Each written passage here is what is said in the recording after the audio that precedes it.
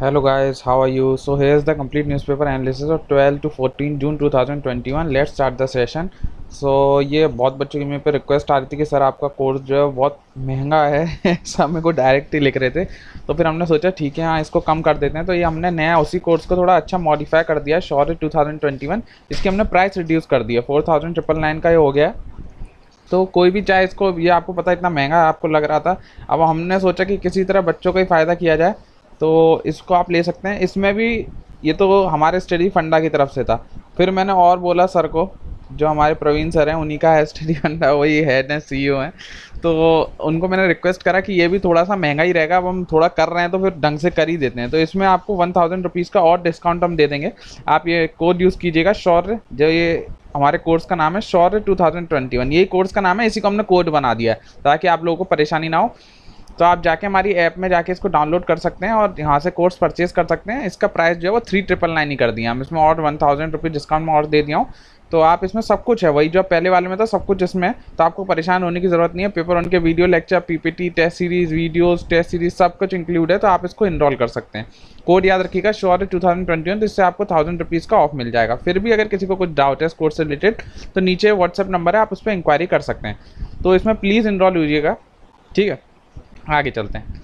Bru refugees rehabilitation in Tripura hits green panel hurdle. तो कुछ नहीं, इसमें आपसे जो पूछा जाएगा क्या होगा, कुछ नहीं पूछा जाएगा, बस ये पूछा जाएगा ब्रू ये क्या है। तो ब्रू जो है ये कॉफ़ी का नाम तो है ही, ब्रू एक ट्राइब का नाम है, याद रखिएगा। ये पीवीटीजी है, पर्टिकुलरली वनरेबल ट्राइबल ग्रुप, कहाँ की? त्रिपुरा की। ऐसा नहीं है कि वो त्रिपुरा में पाई जाती है, आसाम में भी पाई जाती है, लेकिन पीवीटीजी जो है वो त्रिपुरा की है। तो ब्रू ट्राइब अगर वो पूछता है कि कहाँ की है तो आपको बोलना है कि वो त्रिपुरा की है, बस। इससे ज़्यादा आपको याद करने की इसमें और कोई ज़रूरत नहीं है, ठीक है। आगे चलते हैं।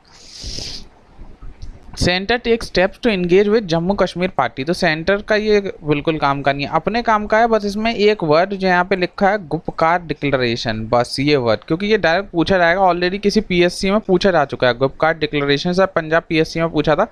ये क्या, किस चीज़ से रिलेटेड है? तो याद रखिएगा जितनी भी जम्मू कश्मीर की पार्टीज़ हैं, 5 पार्टी हैं जो टोटल वहाँ की रीजनल पार्टी हैं, वो उनका अलायंस है। ये उनका अलायंस है किसके अगेंस्ट में? जो आर्टिकल 370 आया था उसके अगेंस्ट में ये अलायंस बनाया 5 जो जम्मू कश्मीर की पॉलिटिकल पार्टी है उनका। गुपकार डिक्लेरेशन, बस आपको ये पता होना चाहिए। इससे ज़्यादा आपको पॉलिटिक्स जानने की बिल्कुल ज़रूरत नहीं है। मैं केवल वही न्यूज़ बता रहा हूँ जो आपके एग्जाम में पूछा जाएगा, टू द पॉइंट। आगे चलते हैं। फाइट अगेंस्ट अथॉरिटेरियनिज्म एक्सट्रीमिज्म से पीएम एट G7 मीट। तो अभी G7 मीट ये मैं बहुत दिनों से आ रहा है कि G7 की मीट चल रही है, G7 की मीट चल रही है। अच्छा, आप लोगों के दिमाग में ये जरूर डाउट होता होगा कि G7 में इंडिया तो है नहीं, तो ये G7 की मीटिंग हो कैसे रही है? मतलब G7 में इंडिया नहीं है लेकिन G7 में ये मोदी जी क्या कर रहे हैं, एक आपके मन में ये डाउट होता होगा। तो याद रखिएगा G7 तो पहले कौन है? जो सबसे डेवलप्ड इकोनॉमी है। जो डेवलप्ड इकोनॉमी है मैं आपको अभी बताऊंगा अभी कौन कौन सी कंट्रीज में आती हैं। जो डेवलप्ड नेशन है वो G7 में आते हैं। तो ये जो मीट हो रही है G7 तो लोग हैं ही, प्लस 3 इसमें इन्होंने गेस्ट मेंबर भी बुलाए हैं। गेस्ट में कौन कौन है? एक तो हमारा प्यारा इंडिया, एक ऑस्ट्रेलिया और एक साउथ कोरिया। ये 3 कंट्री और आई हैं इन मीटिंग में भाग लेने के लिए। इसमें क्या क्या बात हुई है कि G7 डोनेट करेगा 1 बिलियन वैक्सीन का, बेटर वर्ल्ड के लिए बात करेंगे। और जो एक हम पढ़ के आ रहे हैं ना कि यूनिफॉर्म टैक्स लगाने की बोल रहे हैं, यूनिफॉर्म टैक्स, कॉर्पोरेट टैक्स जो लगाने वाले हैं कि सब पे जो भी कंपनियां विदेशी उस पर हम 15% का कॉर्पोरेट टैक्स लगाएंगे, उसकी बात हुई है। तो ऐसी बहुत सारी बात हुई है। अपने जो एग्जाम के लिए जो इंपॉर्टेंट है, मैं फिर वही बता रहा हूँ कि आपको केवल मैं टू द पॉइंट बताऊंगा। उसका नाम है, इसमें एक डिक्लेरेशन साइन हुआ है, याद रखिएगा। इसमें लिखा नहीं है लेकिन मैंने G7 की रिपोर्ट पढ़ी है इसलिए मैं बता रहा हूँ। ये न्यूज़पेपर में पता नहीं इसको कवर क्यों नहीं करा, इतना इंपॉर्टेंट डिक्लेरेशन जो इसमें मेनली यही हाईलाइट है कि एयरबेस बे डिक्लेरेशन इसमें साइन हुआ है। इसमें यह बोला गया है कि हम फ्यूचर में आने वाले ऐसे पेंडेमिक्स को हम रोकेंगे, to prevent future pandemics.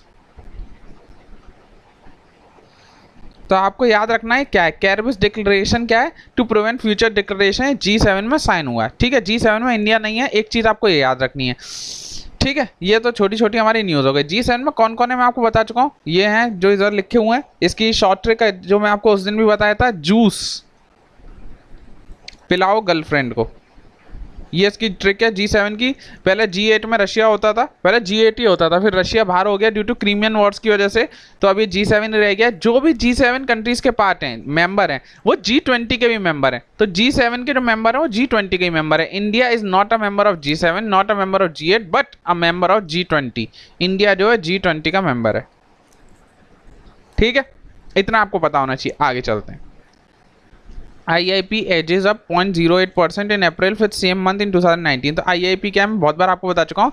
Index of industrial production, याद रखेंगे। इंडेक्स ऑफ इंडस्ट्रियल प्रोडक्शन ये बताता है कि ग्रोथ कैसी चल रही है किसकी, 8 कोर इंडस्ट्री की। जो हमारे यहाँ 8 कोर इंडस्ट्री हैं उनकी ग्रोथ बताता है। निकालता कौन है, तो NSO, नेशनल स्टैटिस्टिकल ऑर्गेनाइजेशन, जो मॉस्पी के अंदर आता है, वो निकालती है। याद रखेंगे, NSO निकालती है IIP को, बस। और ये 8 कोर इंडस्ट्री का निकालता है। 8 कोर इंडस्ट्री आप सबको पता ही है कौन कौन सी है। ठीक है, आगे चलते हैं। इतने और काम का कुछ नहीं है। Operation Olivia to the rescue of olive ridley. तो ऑपरेशन ओलिविया याद रखना है किससे रिलेटेड है, बस ये इंपॉर्टेंट है। ऑलिव रिडली टर्टल से कहाँ पाए जाते हैं, याद रखिएगा, उड़ीसा में पाए जाते हैं। आपको एक चीज़ ये याद रखनी है, उड़ीसा में गहीर माथा बीच है, एक गहीर माथा बीच है उड़ीसा में, वहाँ ज़्यादा पाए जाते हैं। याद रखेंगे, यहाँ लिखा नहीं है फिर भी मैंने बता दिया। जो ये ऑलिव रिडली टर्टल है, तो ऑपरेशन ओलिविया, ओलिविया से आपको याद रखना है। ऑलिव रिडली टर्टल से इंपॉर्टेंट है एक गहीर माता बीच। ये गहीर माता बीच कहाँ पर है, ये देवी रिवर पे। याद रखेंगे, कोई पूछ लेता है किस रिवर पे, देवी रिवर पे। और रुसुकुल्या रिवर भी बोल देते हैं उसको, रुसिकुल्या रिवर, रुसिकुल्या रिवर करके बोलते हैं। यहाँ पर है, अरे यहाँ लिख देता हूँ मैं, रुशिकुल्या रिवर बोल देते हैं, माउथ बोलते हैं, ऋषिकुल्या माउथ, और रिवर का नाम है देवी रिवर। ये जो गहीर माता बीच है, कोई ये भी पूछ सकता है कि गहीर माता बीच से कौन सी नदी पार होती है, तो देवी रिवर उसका आंसर हो जाएगा। ठीक है, ऑलिव रिडली टर्टल कहाँ पाए जाते हैं, तो यहीं पाए जाते हैं। ऑपरेशन ओलिविया किससे रिलेटेड है, तो ऑलिव रिडली टर्टल से रिलेटेड है। बस ये 3-4 चीज़ याद रखनी है। आगे चलते हैं। कहाँ पर है सब, तो उड़ीसा में। Coast guard induct 3 ALH MK 3rd helicopter. तो कोस्ट गार्ड ने इन 3 हेलीकॉप्टर को एम्प्लॉय कर दिया। बस आपको याद रखने हैं, ये मरीन वर्जन है हेलीकॉप्टर का, ये लाइट वेट हेलीकॉप्टर है। बस इससे ज़्यादा आपको याद करने की ज़रूरत नहीं है, कौन सा है किसका है कुछ नहीं, बस ये नाम याद रखना है। किसने सप्लाई करें, HAL, हिंदुस्तान एयरोनॉटिक्स लिमिटेड, तो इंडियन मेड होगा। ठीक है, और कुछ याद करने की ज़रूरत नहीं है। Revise subsidy to spur EV demand. EV क्या है, इलेक्ट्रिक व्हीकल डिमांड। इसमें जो पूछा जाएगा वो ये पूछा जाएगा फेम स्कीम किससे रिलेटेड है, फेम स्कीम। तो इसकी फुल फॉर्म है faster adoption of hybrid vehicle, वैसे बोलते हैं इसमें। एक सेकेंड, हाँ, फास्टर अडॉप्शन है हाइब्रिड व्हीकल के लिए। फेम स्कीम किससे रिलेटेड है, इलेक्ट्रिक व्हीकल से रिलेटेड है। बस आपको ये याद रखना है, बस। और कुछ इसमें क्या होता था, जैसे दिल्ली सरकार भी क्या कर रही थी कि जो भी इलेक्ट्रिक व्हीकल ले रहे थे उसको बहुत ज़्यादा सब्सिडी दे रही थी कि 1 लाख रुपए की, शायद मुझे जितना ध्यान है इतना सब्सिडी दे रही थी। तो यही बोल रहे हैं कि इलेक्ट्रिक व्हीकल की अगर आपको डिमांड बढ़ानी है किसी तरह, तो आप ज़्यादा से ज़्यादा सब्सिडियाँ प्रोवाइड करना शुरू कर दीजिए। ठीक है, और कुछ याद कर, ये तो बोल रहे हैं कि 50% जो है कम से कम सब्सिडी दे दो। मतलब अगर 10 लाख की कार है तो उसमें 5 लाख की सब्सिडी दे दो। इतनी तो खैर सरकार नहीं देगी, पर ये बोल रहे हैं। आगे चलते हैं।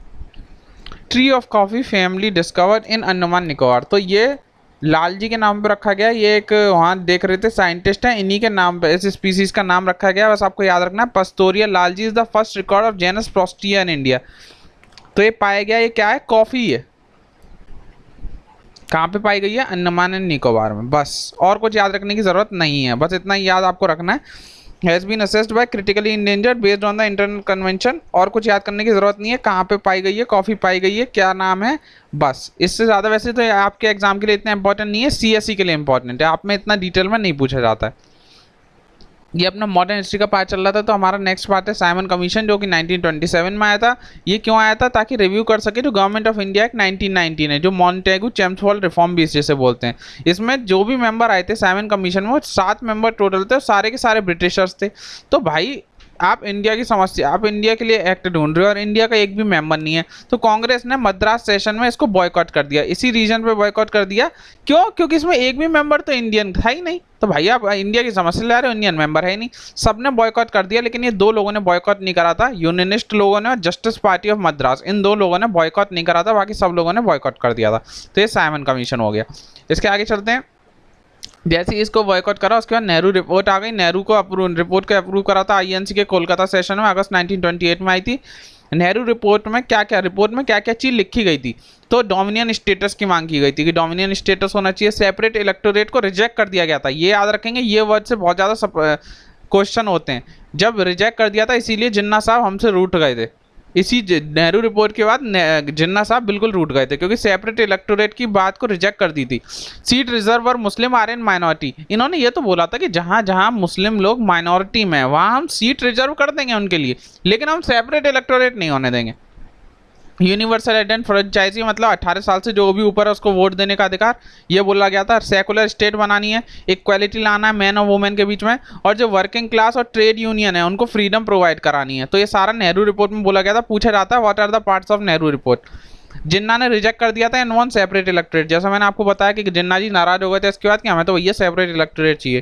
कांग्रेस ने लाहौर सेशन में पास कर दिया रिजोल्यूशन ऑफ पूर्ण स्वराज। तो ये भी पूछा जाता है कि किस सेशन में पूर्ण स्वराज पास हुआ, तो लाहौर सेशन में पूर्ण स्वराज की बात हुई थी। याद रखेंगे लाहौर सेशन सबसे इंपॉर्टेंट क्वेश्चन है, किस सेशन में बात हुई थी पूर्ण स्वराज की, तो 1929 के लाहौर सेशन में बात हुई है पूर्ण स्वराज की। तो आज का लेक्चर इतना ही था। If you like my lecture please like share subscribe. मेरी इंस्टाग्राम आईडी आप मेरे को फॉलो कर सकते हैं। Also follow study fun on Telegram Instagram so you can get the latest update. हमारा एक कोर्स मैंने आपके लिए एकदम कम करा दिया है, तो सब बच्चे अब इसमें जल्दी से एनरोल हो जाइए और फायदा उठाइए। बहुत कम दिन बचे हैं, मेहनत करते रहिए, आगे बढ़ते रहिए। Take care, bye bye, signing of.